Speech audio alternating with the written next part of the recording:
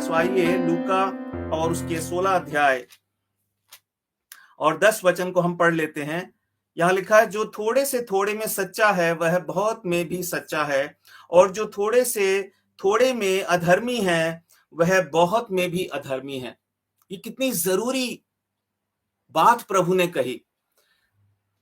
और कुछ शब्द जो प्रभु ने कहे हैं वो एक प्रकार की खूंटी के बराबर होते हैं। जैसे खूंटी होती है ना, हम दीवार पर एक खूंटी लगाते हैं, और ये वचन हमारे लिए एक प्रकार का एक इसमें सब कुछ है। अगर हम इसी गहराई में जाएं, प्रभु की आराधना करने का मतलब है उसके लिए सच्चा बनना। इसीलिए प्रभु ने कहा, अवश्य है कि मेरी आराधना करने वाले आत्मा और सच्चाई में होकर मेरी आराधना करें। मसीह जीवन का मतलब है सच्चाई का जीवन, झूठ से कोई लेना देना है ही नहीं। और वही एक मसीह जीवन जी सकता है जिससे झूठ से बहुत नफरत है, वो झूठ से प्यार ही नहीं करता। जैसे कि आप देखेंगे हमारा जो शरीर है, इस शरीर को ऐसा परमेश्वर ने बनाया है कि कोई भी ऐसी खाने की चीज यदि हमारे शरीर में चले जाए जो ये शरीर उसे पचा नहीं सकता है, चाहे वो कोई पीने की चीज हो चाहे खाने की चीज हो, तो क्या होता है, अपने आप से हमारे जो अंदर की जो अंग हैं वो उसे अस्वीकार कर देते हैं, ठुकरा देते हैं। और कई बार नौबत यह आ जाती है कि हमें उसको उगलना पड़ता है बाहर। हमें निकलना, मतलब उस निकलना नहीं, उगलना पड़ता है बाहर, उल्टी करनी पड़ती है ना। हमें वो शब्द बोलते हुए भी थोड़ी तकलीफ होती है क्योंकि वो कष्टदायक चीज है। और क्योंकि हमारा शरीर उसे कतई भी वो उसको पचा ही नहीं सकता, वो हमारे शरीर के लिए हानिकारक है। हम एकदम घबराहट और गफलत में हम होकर जीने लगते हैं। जैसे ही कोई ऐसी परिस्थिति हमारे जीवन में आ जाए, हम बहुत अनकंफर्टेबल हो जाते हैं, असहज हो जाते हैं।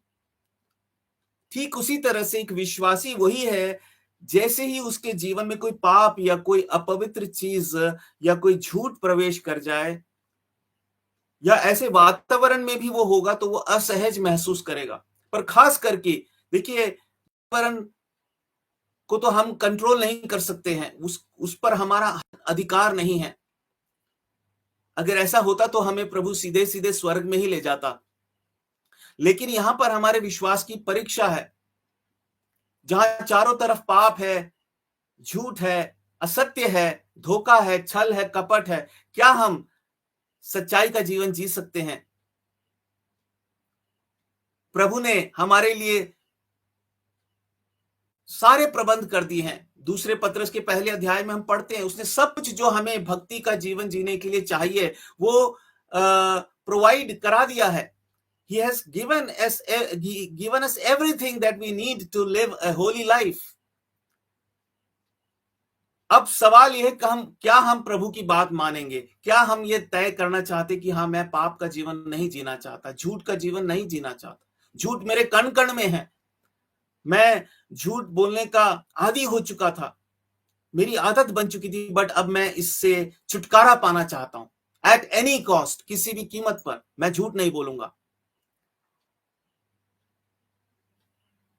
और प्रिय भाई और बहनों, जब हम इस तरह का जीवन जीना शुरू कर देते हैं, हम परमेश्वर की सच्ची आराधना करनी शुरू कर देते हैं। कई बार हम इन छोटी छोटी बातों को नजरअंदाज करते हैं। परमेश्वर का वचन हमसे कहता है, परमेश्वर की आराधना कैसे होती है? जब हम अपने जीवन के हर एक छोटे से छोटे मामले में, हर एक छोटे से छोटे मसले में, छोटे से छोटे मुद्दे में, छोटी छोटी परिस्थितियों में, छोटे छोटे पहलुओं में, छोटे छोटे पहलू में, बड़े बड़े पहलू की बात नहीं कर रहा। किसी की शादी नहीं हुई, किसी के पास नौकरी नहीं है, कोई बहुत सुंदर नहीं है, बड़े बड़े पहलू हो सकते हैं ये, है ना। कोई बहुत गरीब है, पर छोटे छोटे पहलू, छोटी छोटी बातें, हम किसी के साथ कैसे बात करते हैं, किसी के साथ कैसा हमारा व्यवहार होता है, हम अपने सगे संबंधियों के साथ कैसे पेश आते हैं, अपने आस पड़ोसियों के साथ कैसे पेश आते हैं, छोटी छोटी बातें। छोटी छोटी घटनाएं, हम सुबह उठ के क्या करते हैं, रात को सोने से पहले क्या करते हैं, हम हमारे जेब में अगर कुछ चिल्लड़ होती है, छोटे थोड़े पैसे होते हैं, उससे हम क्या करते हैं, हमारे पास जो भोजन खाने को हमें मिलता है उससे हम उसके प्रति हमारा क्या रवैया है। कुछ लोग बड़े चिड़चिड़े होते हैं, मैं ये नहीं खाऊंगा, मैं वो, सब लोगों ने बचपन में ऐसा किया, लेकिन विश्वासी के लिए ये प्रभु ने कहा, जब चेलों को प्रभु ने सेवा के लिए भेजा, प्रचार करने के लिए, तो प्रभु ने कहा जिस घर में तुम जाओ, जो तुम्हारे सामने रखा जाए, रूखा सूखा भी हो, तो उसे बड़े आनंद से खाना। हम चिड़चिड़े हो जाते हैं, छोटी छोटी बातों में प्रभु हमें जांचता है प्रिय भाई और बहनों, और इसलिए प्रभु ने कहा जो छोटी छोटी बातों में सच्चा है, वो बड़ी बड़ी बातों में भी सच्चा होगा। और आराधना की नींव यहीं पर है। परमेश्वर ये नहीं देखना चाहता हमने कितने बड़े बड़े काम किए हैं, क्या हम छोटी छोटी बातों में ईमानदार हैं या बेईमान हैं।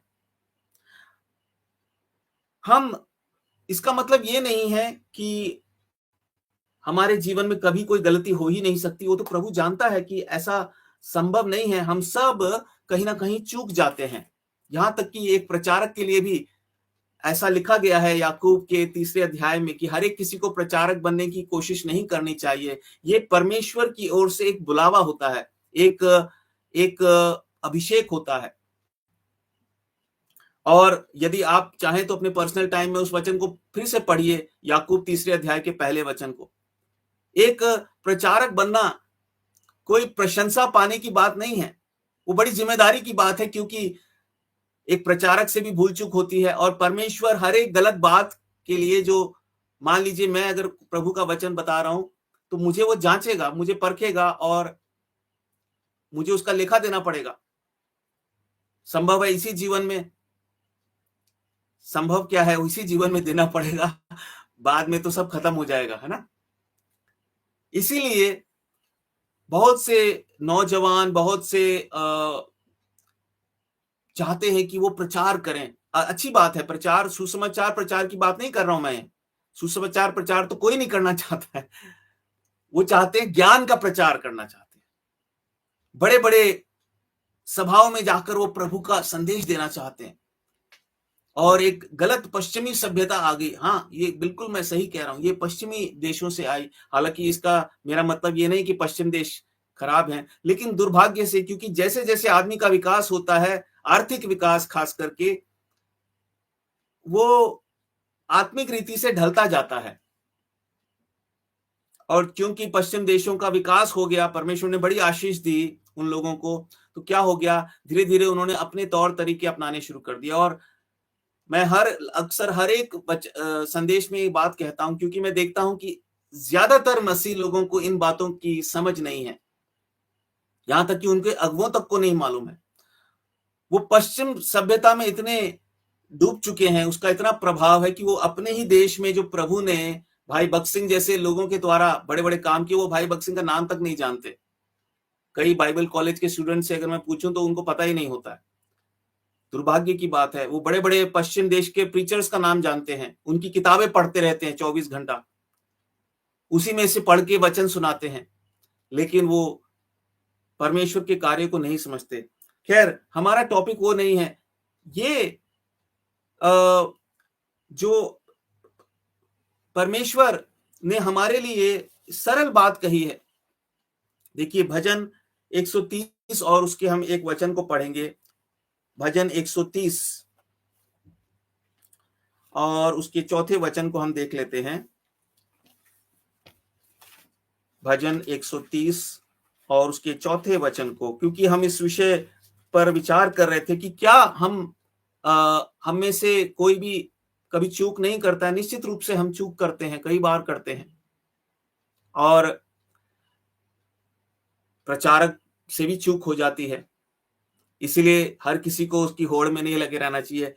प्रचारक का मतलब, क्योंकि मैं पश्चिम देशों का जिक्र इसीलिए आ गया था क्योंकि वहां प्रचारक की बड़ी जो है बहुत आदर होता है, और बड़े बड़े प्रचारक हैं, उनका ब्रांड नेम है, जिसको हम बोलते हैं ना ब्रांड नेम जो हमारे सीधे साधे भाई बहन हैं, उनको ब्रांड का मतलब नहीं। ब्रांड का मतलब होता है जैसे टाटा है ना, और सैमसंग, बड़े बड़े नाम हैं, हर आदमी को पता है, सब्जी बेचने वाले को भी पता है सैमसंग का मतलब क्या है। सैमसंग, ओ सैमसंग का टीवी आता है, फ्रिज आता है, मोबाइल फोन आता है। ऐसे प्रचारकों के नाम ब्रांड हैं वो, पर वो उद्देश्य नहीं है। परमेश्वर अनपढ़ लोगों को भी प्रचारक बनाता है। सबसे उसका उत्तम उदाहरण है पतरस। प्रेरितों के 4 अध्याय और 13 वचन को आप पढ़ सकते हो। वो अनपढ़ था। प्रिय भाई और बहनों, आइए एक वचन को पढ़ते हैं, भजन 130 और उसके 4 वचन को, कि छोटी से छोटी बातों में सच्चा बनने का मतलब ये नहीं है कि हमसे कभी चूक नहीं हो सकती। चूक तो सबसे होती है, प्रचारक से भी हो जाती है, हर एक विश्वासी से हो जाती है। यहां क्या लिखा है देखिए, भजन 130 के 3 और 4 वचन को हम पढ़ते हैं। आइए हम मिल के पढ़ें। हे यहा, यदि तू अधर्म के कामों का लेखा ले तो हे प्रभु कौन खड़ा रह सकेगा। परंतु तू क्षमा करने वाला है जिससे तेरा भय माना जाए। प्रिय भाई और बहनों, मैं उम्मीद करता हूं कि आप पिछले हफ्ते का संदेश भूले नहीं होंगे। हमारा परमेश्वर वो दया सागर, क्षमा की खान है। पर क्या हम उस दया सागर और क्षमा की खान का दुरुपयोग करते हैं, नाजायज फायदा उठाते हैं? बिल्कुल भी नहीं। हमें ऐसा नहीं करना है। ऐसा करेंगे तो परमेश्वर की महिमा हमारे जीवन से कतई नहीं हो सकती। हमारे होठों की आराधना कतई वो स्वीकार नहीं करेगा, हमारे हाथों के काम को कतई स्वीकार नहीं करेगा। हमें इस बात का ध्यान रखते हुए, इस बात के लिए आभारी होते हुए कि वो क्षमा करने वाला परमेश्वर है, इस बात को स्मरण करना है कि वो इस बात को भी जानता है कि हम हड्डी और मांस है, हमसे भूल चूक होती है, लेकिन वो क्या चाहता है कि हम ईमानदार हों। अपनी हर एक छोटी से छोटी भूल चूक को लेकर हम ईमानदार बने, हम उसे छिपाते हुए ना फिरें। हम बड़े बड़े कामों को करके दिखाकर लोगों के सामने ये ना सोचे कि प्रभु हमारी छोटी छोटी गलतियों को नहीं देखता है, वो सब कुछ देखता है। भजन 139 के पहले वचनों में दाऊद कहता है, वो मेरा उठना बैठना सब जानता है, मेरे विचारों को पहले से ही जानता है। इसीलिए उस भजन के आखिर में वो कहता है, हे परमेश्वर तू मुझे जांच और देख मुझ में कोई बुरी चाल चलन है कि नहीं।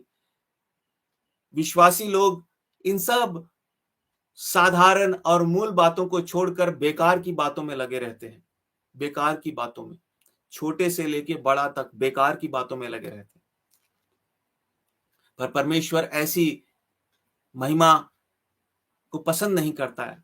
उसे कैसी महिमा पसंद है? उसे इस तरीके की महिमा पसंद है। क्या आज शाम को परमेश्वर कह रहा है, क्या तुम मेरे इस वचन पर ध्यान करके अपने जीवन को परखोगे, जांचोगे, सुधारोगे? क्या तुम छोटी सी छोटी बातों में, क्या मैं छोटी छोटी बातों में सच्चा हूं? क्या मैं बनना चाहता हूं? क्या इस बात से मुझे खुशी होती है? वचन कहता है अगर मेरा उद्धार हुआ है तो ऐसा ही होना चाहिए, और इसी से परमेश्वर को महिमा मिलती है, वो आनंदित होता है, वो प्रसन्न होता है। सो परमेश्वर के वचन के अनुसार हम देखते हैं कि सिद्धता का मतलब ये नहीं कि हमारे जीवन में कहीं कोई कभी चूक नहीं हो सकती है। हाँ, हमें सिद्धता के मार्ग में बढ़ते जाना है। हमारे जीवन में उन्नति दिखाई देनी चाहिए, परिवर्तन दिखाई देना चाहिए। ये है सिद्ध बनने का मतलब। और एक और वचन को पढ़ते हैं, पहला यूहन्ना और उसके 3 अध्याय को दया करके आप खोलिए। पहला यूहन्ना की पहली पत्री और उसका 3 अध्याय और 9 वचन हम इसको पढ़ लेते हैं। जो कोई परमेश्वर से जन्मा है वह पाप नहीं करता, क्योंकि उसका बीज उसमें बना रहता है, और वह पाप कर ही नहीं सकता क्योंकि परमेश्वर से जन्मा है। कई बार खासकर मैं भी जब शुरुआत में इस वचन को पढ़ा तो मुझे लगा इसका मतलब है मेरा उद्धार नहीं हुआ है और ना ही कभी हो सकता है, क्योंकि मुझे नहीं लगता, जितना मैंने अपने जीवन को समझा है, बहुत प्रयास करके देख लिए कि पाप, हर प्रकार के पाप को मैं छोड़ दूं, पर छूट नहीं पाते हैं। और जब ये वचन मैं पहली बार पढ़ा, मुझे याद भी नहीं, लेकिन उस समय मैं ये सोचा करता था, जब मैं इस वचन को पहली बार मैं मैंने पढ़ा तो मुझे लगा कि ये तो बड़ा भयानक वचन है। हाँ, तो लिखा कर ही नहीं सकता, मैं तो कई बार कर देता हूं। पर प्रिय भाई और बहनों, संक्षिप्त में वचन एक ऐसी खूबसूरत चीज प्रभु ने हमें दी है, इसमें सारे जवाब हैं। हर एक वचन पर कोई दूसरा वचन रोशनी डालता है। और अभी हम उस वचन को नहीं पढ़ेंगे, लेकिन रोमियो 7 अध्याय और 14 वचन से लेकर उसके आखिरी वचन तक जब हम पढ़ते हैं तो वहां पौलुस इस बात को दिखाता है कि ऐसा है नहीं। वास्तव में एक उद्धार पाए हुए विश्वासी के जीवन में भी वो संघर्ष के द्वारा गुजरता है, एक अंतर्द्वंद है, लेकिन परमेश्वर के अनुग्रह से वो उस अंतर्द्वंद पर जय प्राप्त करता है। हमने पिछले कुछ दिनों पहले भी इस पर चर्चा की थी। और इसलिए यहां पर पहले यूहन्ना के 3 अध्याय में जो अर्थ है वो ये है कि जो विश्वास पाए, जो उद्धार पाए हुए लोग हैं, जो प्रभु की सच्ची आराधना करते हैं, वो पाप के दशा में ना ही वो रहना पसंद करते हैं और वो उसमें बने नहीं रहते। यद्यपि कभी कभी वो उसमें गिर जाते हैं अपनी कमजोरी की वजह से, वो तुरंत उसमें से बाहर निकल के आते हैं। जैसे कि अगर आपको मैं बहुत साधारण सा उदाहरण दिखाऊं, देखिए अगर एक स्प्रिंग है, स्प्रिंग होता है ना, तो उसको हम दबाएंगे, जैसे ही छोड़ेंगे वो फिर से वापस जाएगा, स्प्रिंग है ना, वो रह नहीं सकता। ऐसा नहीं कि हमने उसको दबा दिया तो वो स्प्रिंग सिकुड़ जाएगा, वो वापस जाएगा अपनी ओरिजिनल शेप में। प्रभु ने हमारा उद्धार किया है। हमारा वास्तविक स्वभाव अब क्या है? पाप करने का नहीं है, होना नहीं चाहिए। वो प्रभु की पवित्रता का प्यासा, भूखा, प्रभु की पवित्रता की चाहत, और जिसके अंदर परमेश्वर के जैसे पवित्र बनने की चाहत है, वो इस संसार से प्रेम कर ही नहीं सकता है। उसको आप 10 करोड़ रुपए लाके दे दो, वो कहेगा नहीं सॉरी, मुझे नहीं चाहिए। हो सकता है एक दिन के लिए उसको लालच आ भी जाए, लेकिन अगले दिन वो पश्चाताप कर लेगा। पर ऐसा होगा नहीं। 99% केसेस में ऐसा नहीं होगा। वो पहले ही बालाम की तरह नहीं होगा कि प्रभु ने मुझे बोला है बालाक राजा, वरना तो मैं तेरे साथ चलने को तैयार हूं, तेरे पास आने को तैयार हूं। नहीं, उसके मन में 2 विचार थे। लेकिन जो सच्चे विश्वासी हैं वो प्रभु उन्हें पक्का बना देता है। धीरे धीरे वो पक्के बनते जाते हैं। कैसे? छोटी छोटी बातों में प्रभु उन्हें विश्वास योग्य और सच्चा बनना सिखाता है।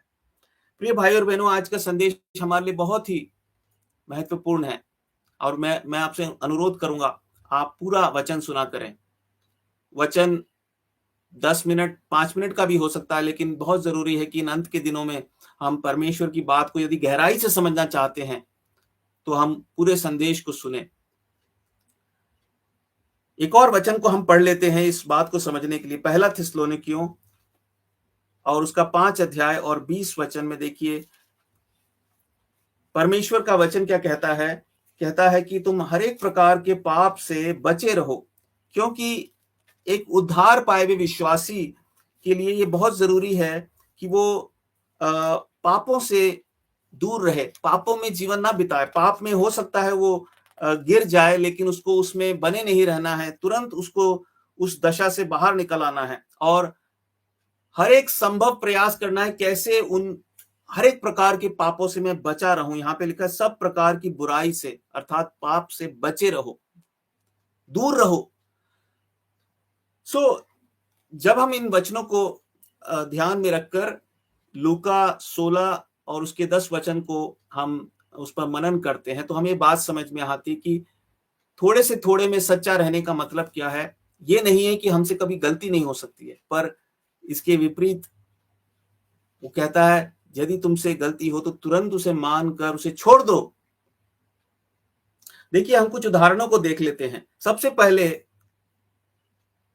लूका 16 अध्याय और 10 वचन को हम जब ध्यान में रखेंगे तो एक बात प्रभु ने मुझे दिखाई, और वो ये है कि विश्वासियों के साथ क्या होता है।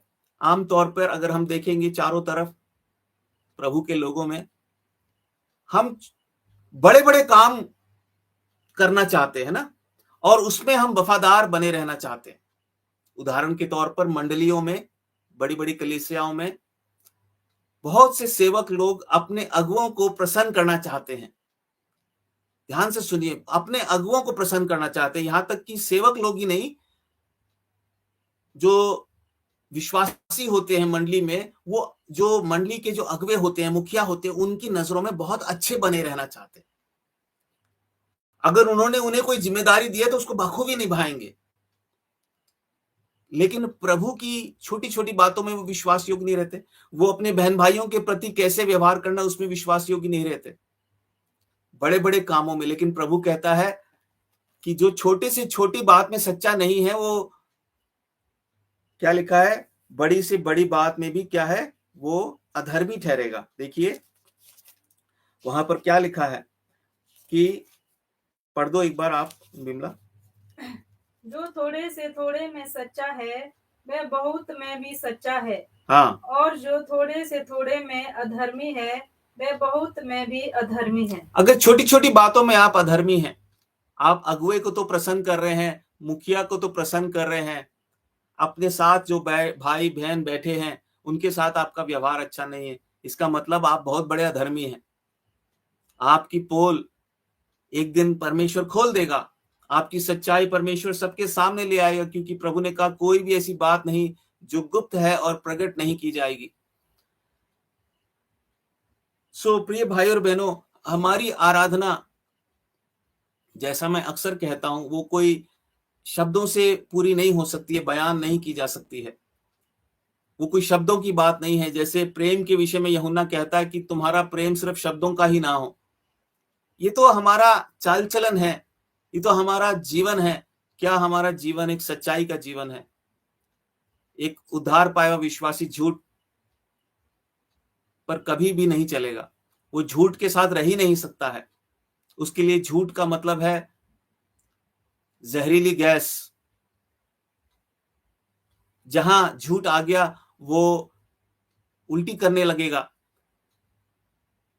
उगल देगा, क्योंकि वो चीज उसके अंदर रह ही नहीं सकती, वो उसको पचा ही नहीं सकता है। और जितने भी, हम एक छोटा सा उदाहरण देखते हैं। सबसे पहले जो मैंने कहा कि विश्वासियों में एक बड़ी समस्या होती है कि वो छोटी छोटी बातों में विश्वास योग्य नहीं रहना चाहते हैं। वो कहते छोटी छोटी बात किसको मालूम पड़ेगी, बड़ी बड़ी बात जो दूसरों को दिखाई देती है उसमें वो बड़े अच्छे दिखाई देना चाहते हैं। मत्ती 23:23 में प्रभु यीशु मसीह ने फरीसियों को डांट लगाते हुए यही बात कही। उसने कहा कि तुम बड़ी बड़ी बातों में, अर्थात दान देना और बड़े बड़े, उसका जो इशारा था वो उनके ऐसे धर्म के कामों के प्रति था, ऐसे धर्म के कार्यों के प्रति था जो वो सबको दिखाने के लिए करते थे। देखो आज हम प्रचार करते हैं, हम मिलो चलकर हम सेवा करते हैं, हम उपवास करते हैं, हम ऐसा करते हैं, हम वैसा करते हैं, बड़ी बड़ी ढींगे वो मारते हैं, और क्या नहीं करते, वो दया और प्रेम के कार्य नहीं करते। वो किसी के लिए भी कोई कष्ट नहीं उठाते, कोई दुख नहीं उठाते, कोई बलिदान उनके जीवन में नहीं है।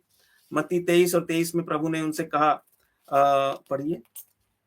हे कपटी शास्त्रियों और फरीसियों, तुम पर हाय, तुम पुदीने और सौंफ और जीरे का 10वां अंश तो देते हो, परंतु तुमने व्यवस्था की गंभीर बातों को, अर्थात न्याय और दया और विश्वास को छोड़ दिया है। चाहिए था कि इन्हें भी करते रहते और उन्हें भी ना छोड़ते। जो छोटी छोटी बातें हैं विश्वासियों के लिए कई बार वो इतनी मायने नहीं रखती। वो बड़ी बड़ी बातों को जो दूसरों को दिखाई दें उसमें वो बड़े विश्वास योग्य रहते हैं, लेकिन छोटी छोटी बातों में नहीं। लेकिन परमेश्वर की दृष्टि में बिल्कुल उल्टा है। और परमेश्वर क्या कहता है, तुम्हें ना छोटी बातों में लापरवाही करनी चाहिए, ना बड़ी बातों में। तुम छोटे से छोटे में सच्चा बनना सीखो तो तुम अपने आप बड़ी बड़ी बातों में भी सच्चे बनोगे। इसका मतलब क्या हुआ? संभव है कि हम बड़े बड़े काम तो अच्छे से कर रहे हैं, लेकिन छोटे छोटे कामों में हम परफेक्ट नहीं है, हम सच्चे नहीं है, ईमानदार नहीं है। और परमेश्वर का वचन प्रभु यीशु मसीह लूका 16 अध्याय और 10 वचन के अनुसार हमसे कह रहा है, मेरी आराधना तुम करना चाहते हो, मेरी महिमा तुम करना चाहते हो, छोटी छोटी बातों में ईमानदार बन के दिखाओ मुझे। ये मुझे मत कहो देखो प्रभु मैंने इतने बड़े काम को मैंने बिल्कुल सच्चाई से किया है। प्रभु कह रहा है तुमने भले ही इस काम को सच्चाई से किया है, लेकिन तुम्हारे जीवन में झूठ है, छोटी छोटी बातों में झूठ है। तुम अपने घर पे झूठ बोलते हो, तुम अपने विश्वासी भाई बहनों के बीच में झूठ बोलते हो, तुम बड़े बड़े ढींगे मारते हो, क्योंकि ढींग मारना भी एक झूठ है। क्या हमारी हैसियत है कि हम किसी भी चीज के लिए ढींग मारे? पर ऐसे काम हम करते हैं। हम देखते हैं जितने भी विश्वास के जो योद्धा हैं परमेश्वर के वचन में, जिनके बारे में हम पढ़ते हैं, ये सब लोग क्यों इतना आदर पाए, क्यों इनको इतना आदर मिला? आज हम क्यों उनके जीवन को पढ़ते हैं? क्योंकि वो छोटी छोटी बातों में विश्वास योग्य थे। उन्होंने परमेश्वर की महिमा कैसे की? वो छोटी छोटी बातों में सच्चे थे। छोटी छोटी बातों में उनको नहीं पता था कि उनके जीवन से इतने बड़े बड़े कार्य हो जाएंगे। उनका जो ध्यान था वो बड़े बड़े कार्यों को करने के लिए की तरफ नहीं लगा हुआ था। आज इसका उल्टा है। परमेश्वर के लोगों में बड़े बड़े लक्ष्य तय किए जाते हैं, कलीसियाओं में बड़े बड़े लक्ष्य तय किए जाते हैं। हमें ये करना है, हमें ये भवन बनाना है, हमें इतने लोग इकट्ठे करने हैं, हमें इतनी सभाएं करनी है, हमें इतना प्रचार करना है।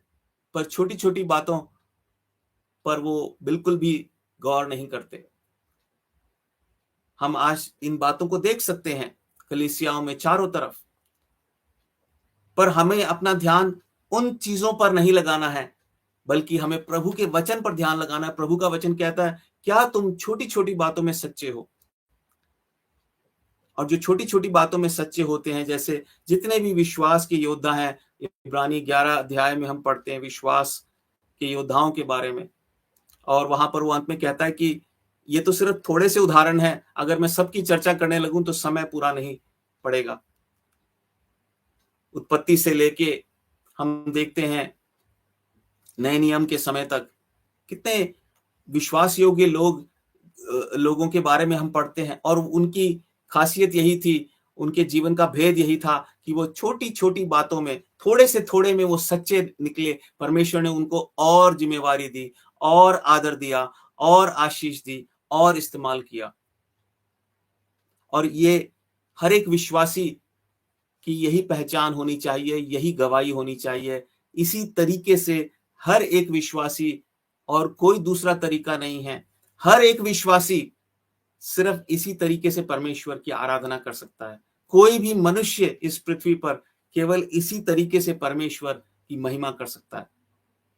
यदि कोई उद्धार पाना चाहे, उसे अपने हर एक पाप को स्वीकार कर लेना पड़ेगा, जड़ से, नींव से। प्रभु मैं पापी हूं, मैं तो जन्मा ही पाप में हूं।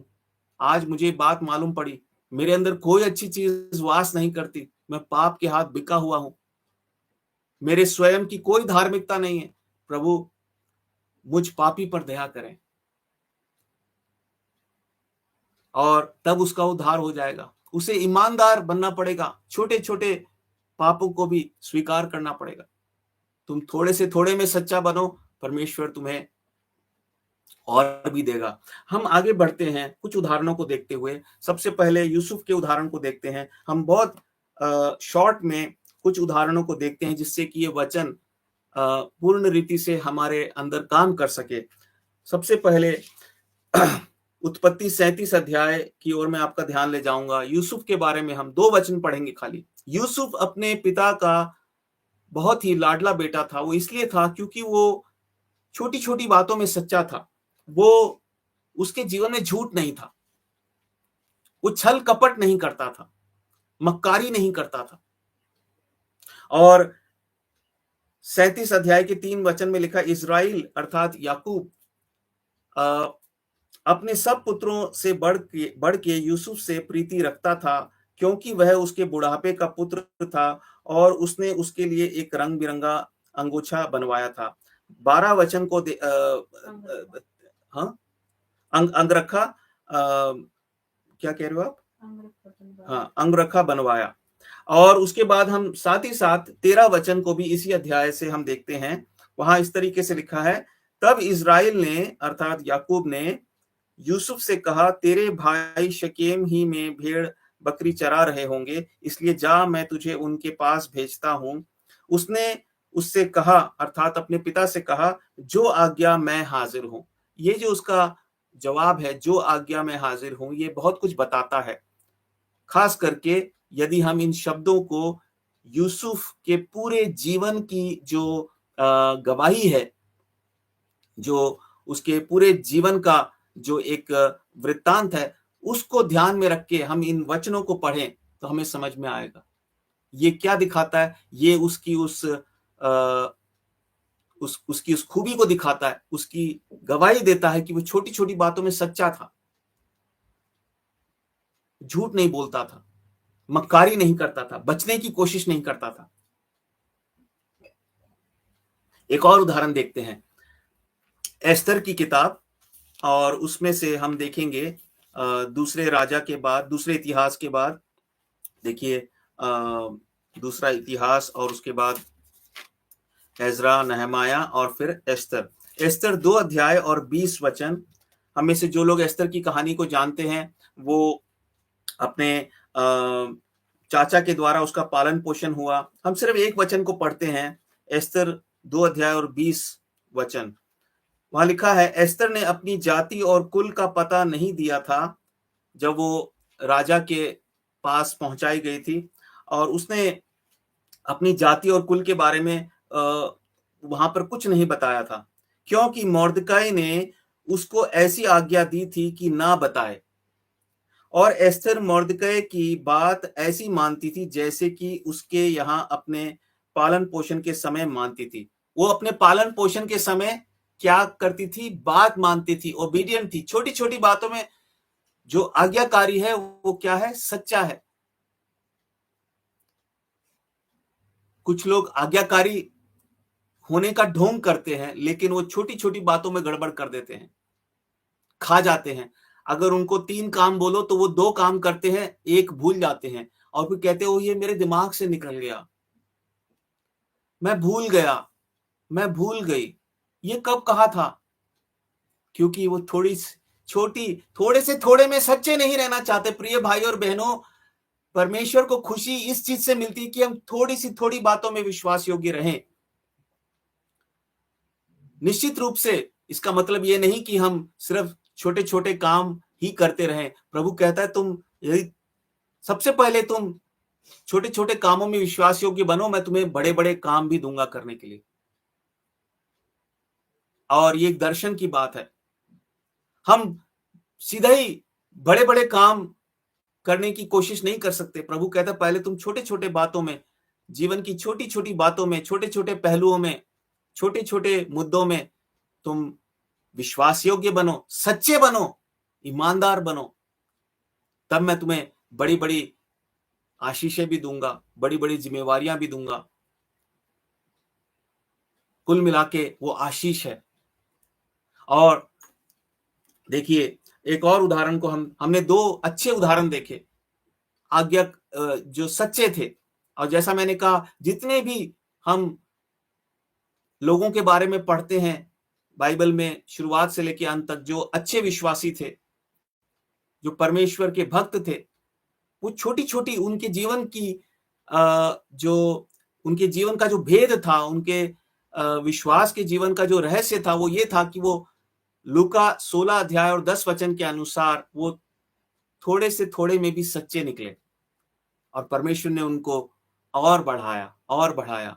और जितने भी हम नकारात्मक उदाहरणों को देखते हैं, गलत उदाहरणों को देखते हैं, वो छोटे से छोटी बातों में निकम्मे निकले। सबसे पहला उदाहरण, हम ज्यादा नहीं देखेंगे लेकिन हम एक उदाहरण देखते हैं। पहला शमूएल 10 अध्याय और 8 वचन। बहुत ही शॉर्ट में हम इसको इस पे नजर मार लेंगे। हम सब शमूएल शाऊल राजा के बारे में जानते हैं, और शाऊल को परमेश्वर ने चुना कि वो इजराइल देश का राजा बने उन दिनों में।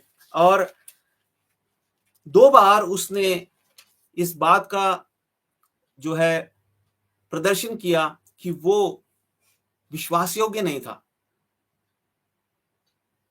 उसने बड़े बड़ी लड़ाइयां लड़ी, उसने परमेश्वर की आज्ञाओं का पालन किया, शमूएल की भी आज्ञाओं का पालन किया। वो विश्वास भी करता था, परमेश्वर का आदर भी करता था, भक्ति भी करता था, लेकिन उसकी भक्ति में, उसके विश्वास में, उसकी आज्ञा पालन करने में एक बहुत बड़ी कमी थी। वो छोटी छोटी बातों में बहुत लापरवाह था, खा जाता था, आधी बात को खा जाता था। देखिए, हम उदाहरण इसको प्रमाण के साथ देखेंगे। पहला शमूएल 10 अध्याय और उसका 1 मिनट, हाँ, हम देखते हैं उस वचन को। पहला शमूएल 10 अध्याय और उसका 8 वचन। ये पहली आज्ञा जो शमूएल ने उसको दी, जिसमें वो फेल हो गया शाऊल। वो आज्ञा क्या थी? उसने कहा, और तू मुझसे पहले गिलगाल को जाना और मैं होम बलि और मेल बलि चढ़ाने के लिए तेरे पास आऊंगा। तू 7 दिन तक मेरी बाट जोहते रहना, तब मैं तेरे पास पहुंचकर तुझे बताऊंगा कि तुझको क्या करना है। सिंपल सी बात थी। पूरी कहानी को मैं नहीं बता सकता, आप पढ़ लीजिएगा। इतनी सी बात थी। शमूएल ने कहा, उस फलाना फलाना जगह पर मैं जब तक ना आऊं तो 7 दिन तक तो मेरी इंतजार करना, और उसके बाद मैं पहुंचकर तुझे बताऊंगा तुझे क्या करना है। लेकिन जब ये घटना हुई तो क्या होता है, हम उसको भी देख लेते हैं। 13 अध्याय और उसके 8 वचन। आप सबके लाभ के लिए मैं ये वचन बता रहा हूं, सो आप पढ़िएगा, बाद में हम भी उसको अभी पढ़ेंगे। 13 अध्याय के 8 वचन में, वह शमूएल के ठहराए हुए समय अर्थात 7 दिन तक बाट जोता रहा। यहां तक तो ठीक किया, परंतु शमूएल गिलगाल में ना आया और लोग उसके पास से इधर उधर होने लगे। तब शाऊल ने कहा, होम बलि और मेल बलि मेरे पास लाओ। तब उसने होम बलि को चढ़ाया। जो ही वह होम बलि को चढ़ा चुका तो क्या देखता है कि शमूएल आ पहुंचा और शाऊल उससे मिलने और नमस्कार करने को निकला। तो क्या हुआ यहाँ पर उसने थोड़ी देर में ही उसने उसकी जो फितरत थी, वो ज्यादा देर तक वो सच्चा रह नहीं सकता था। उसने अपना मन बना लिया कि मैं अब अपने अकल से, अपनी समझ से काम करता हूं, और उसने क्या किया, उसने वो होम बलि खुद ही चढ़ा दिया। और देखिए वो क्या कहता है 12 वचन में, तब मैंने सोचा कि परिस्थिति गिलगाल में मुझ पर अभी, ये वो अपनी सफाई दे रहा है शमूएल को। वो कहता है, तब मैंने सोचा कि परिस्थिति गिलगाल में मुझ पर अभी आ पड़ेंगे, और मैंने यहोवा से विनती भी नहीं की। मैंने परमेश्वर से विनती भी नहीं की, प्रार्थना भी नहीं की। अतः मैंने अपनी इच्छा ना रहते भी होम बलि चढ़ाया। शमूएल ने शाऊल से कहा, तूने मूर्खता का काम किया। इतनी छोटी सी बात में क्या तू सच्चा नहीं रह सकता था? क्या तू ईमानदार नहीं रह सकता था? विश्वास योग्य नहीं रह सकता था? परमेश्वर ने तुझे राजा बनाया, क्या ये छोटी बात है? हम देखते हैं एक और उदाहरण। इतना ही नहीं, एक और बार वो गिरा। पहले ही शमूएल के 15 अध्याय में हम देखते हैं उसको एक और आज्ञा मिली। हम उसके दूसरे और तीसरे वचन को पढ़ेंगे। 15 अध्याय के, सेनाओं का यहोवा यूं कहता है, मुझे स्मरण है कि अमालेकियों ने इजराइलियों से क्या किया। जब इजराइली मिस्र से आ रहे थे तब उन्होंने मार्ग में उनका सामना किया। इसलिए अब तू जाकर अमालेकियों को मार और जो कुछ उनका है उसे बिना कोमलता किए नष्ट कर। क्या पुरुष, क्या स्त्री, क्या बच्चा, क्या दूध पीता, क्या गाय बैल, क्या भेड़ बकरी, क्या ऊंट, क्या गधा, सबको मार डाल। एक बड़ी कठोर आज्ञा सी थी, लेकिन पुराने नियम में यहोवा परमेश्वर ने इस प्रकार की अनुमति दी थी। इसलिए नहीं कि वो हत्या से प्रसन्न होता है, बल्कि इसलिए कि वो दिखाना चाहता है कि पाप से वो घृणा करता है, और पाप की मजदूरी क्या है? वो मृत्यु है। और परमेश्वर न्याय करने वाला परमेश्वर है। पर आज हम उसके अनुग्रह के समय में हैं। परमेश्वर हमें समय दे रहा है। प्रभु यीशु मसीह ने कहा, हमने पिछली बार जो पिछले सप्ताह का जो टॉपिक था वो क्षमा की खान है। लेकिन क्षमा भी कभी और हमें मौका मिलेगा तो उसमें भी 2-3 बातें हैं। क्षमा का मतलब ये नहीं है कि परमेश्वर भूल जाएगा हमारे पाप को। यदि हम पछताए नहीं तो वो हमारा पाप बना रहेगा। और प्रभु यीशु मसीह ने जब क्रूस पर से कहा, एक क्षमा की खान बनकर, हे पिता इन्हें माफ कर दे, ये नहीं जानते क्या कर रहे हैं। एक तरीके से वो पिता से ये कह रहा था, पिता इन्हें समय दे, इन्हें एक अवसर दे मन फिराने का। यदि ये मन फिरा लेंगे तो ये बच जाएंगे और ये तेरी पूरी क्षमा को प्राप्त करेंगे। सो हम देखते हैं कि यहां पर परमेश्वर ने शाऊल को युद्ध के लिए भेजा और उसे कहा कि तू दुश्मन को पूरी तरह से तू खत्म करना, क्योंकि वो बुरे लोग हैं, वो इस योग्य नहीं है, उनका कुछ भी बचा नहीं रहना चाहिए, इस धरती पर से उनका मिट जाना ही ठीक है। और जब पौलुस युद्ध में गया उसको विजय भी प्राप्त हुई, लेकिन वहां उसके मन में लालच आ गया। हम पूरी घटना को नहीं पढ़ सकते समय बचाने के लिए, और उसने लालच किया, है ना। और जब लालच किया तो क्या हो गया, परमेश्वर की आज्ञा उसने वो भूल गया। थोड़े से थोड़े में वो सच्चा नहीं रहता था। फिर देखिए कैसे लीपापोती वो करता है अपना पाप छिपाने के लिए। सबसे पहले 10 वचन को हम देखते हैं। तब यहोवा का यह वचन शमूएल के पास पहुंचा, मैं शाऊल को राजा बना के पछताता हूं, क्योंकि उसने मेरे पीछे चलना छोड़ दिया और मेरी आज्ञाओं का पालन नहीं किया। परमेश्वर कह रहा है वो छोटी छोटी बातों में भी सच्चा नहीं है, वो झूठ बोल देता है। और देखिए कैसे झूठ बोल रहा है वो, देखिए फिर हम देखते हैं एक वचन को हम पढ़ते हैं, उसका जो सबूत है हमारे सामने। 17 वचन को हम देखते हैं। शमूएल ने कहा, जब तू अपनी दृष्टि में छोटा था तब क्या तू इजरायली गोत्रों का प्रधान ना हो गया था? और क्या यहोवा ने इजराइल पर राज्य करने को तेरा अभिषेक नहीं किया? और यहोवा ने तुझे एक विशेष कार्य करने को भेजा और कहा, जाकर उन पापी अमलेकियों का सत्यानाश कर, और जब तक वे मिट ना जाएं तब तक उनसे लड़ता रहे। फिर तूने किस लिए यहोवा की यह बात टालकर लूट पर टूट के वह काम किया जो यहोवा की दृष्टि में बुरा है? उसका जवाब देखें 20 वचन में। शाऊल राजा, किंग साउल, है ना इंग्लिश में, वो क्या कहता है? शाऊल ने शमूएल से कहा, निस्संदेह मैंने यहोवा की बात मानकर जिधर यहोवा ने मुझे भेजा उधर चला। कितना सफेद झूठ, छोटी छोटी बातों में सच्चे नहीं है, बड़ी बड़ी बातों का दावा कर रहा है, मैंने युद्ध किया है। ऐसे ही आज के सेवक हैं कई लोग, प्रभु हम आपकी कलीसिया का पूरा संचालन करते हैं। प्रभु कह रहा है, वो जो मेरे भेड़ बकरियों की बुरी हालत, मेरी भेड़ों की बकरी नहीं, माफ करें, मेरी भेड़ों की बुरी हालत है, तुम उनको अच्छा चारा नहीं दे रहे, अच्छी शिक्षा नहीं दे रहे, तुम मनगढ़ंत कहानियां सुनाते रहते हो, जो जरूरी बात है वो बोलते नहीं हो, तुम मंडली में कोई अनुशासन नहीं है, कोई आत्मिक बातें नहीं है, तुमने फादर डे मदर डे बनाना शुरू कर दिया है। क्या ये मेरी शिक्षा है?